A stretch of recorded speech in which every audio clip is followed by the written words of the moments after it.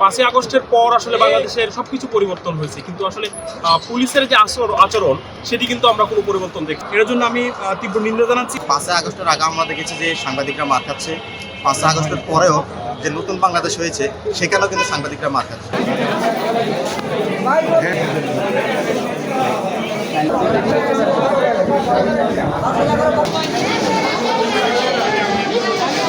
5ই আগস্টের পর আসলে বাংলাদেশের সবকিছু পরিবর্তন হয়েছে, কিন্তু আসলে পুলিশের যে আচরণ সেটি কিন্তু আমরা কোনো পরিবর্তন দেখছি না। আজকে আমাদের প্রায় 5 থেকে 7 জন মাল্টিমিডিয়া রিপোর্টার আহত হয়েছে পুলিশের লাঠিচার্জ।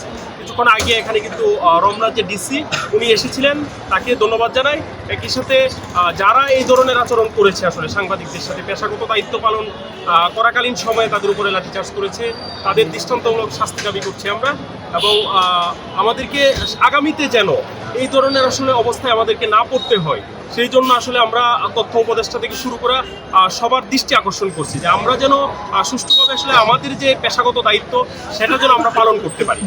আসলে দেখেন, 5ই আগস্টের পরে বাংলাদেশে একটা বড় পরিবর্তন। 5ই আগস্টের আগে আমরা দেখেছি যে সাংবাদিকরা মার খাচ্ছে, 5ই আগস্টের পরেও যে নতুন বাংলাদেশ হয়েছে সেখানেও কিন্তু সাংবাদিকরা মার খাচ্ছে।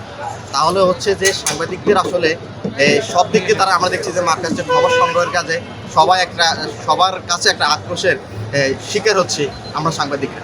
তো আমরা হচ্ছে যে আমাদের আজকে সহকর্মীদেরকে যেভাবে আঘাত করা হয়েছে, পুলিশের দ্বারা যে আঘাতটা করা হয়েছে, তারা যেভাবে আহত হয়েছে, আমরা এটা তীব্র নিন্দা জানাচ্ছি।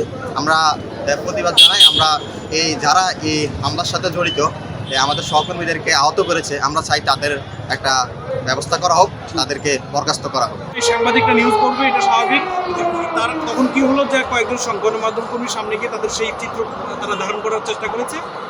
শাহবাগ থানার কয়েকজন কনস্টেবল তারা মেডসি শিক্ষার্থীর পাশাপাশি সাংবাদিকদের তারা পিটিয়েছে, এবং এই যে তারা এই ঘটনা ঘটালো, এর জন্য আমি তীব্র নিন্দা জানাচ্ছি। এবং তাদের এই তাৎক্ষণিক এই শাহবাগ থানার যে কয়েকজন পুলিশ কনস্টেবল তারা এই ঘটনার সঙ্গে জড়িত, তাদের অবশ্যই আইনে আওতা আনতে হবে এবং তাৎক্ষণিক তাদেরকে এখান থেকে বরখাস্ত করতে হবে এবং তাদেরকে আইনে আনতে হবে।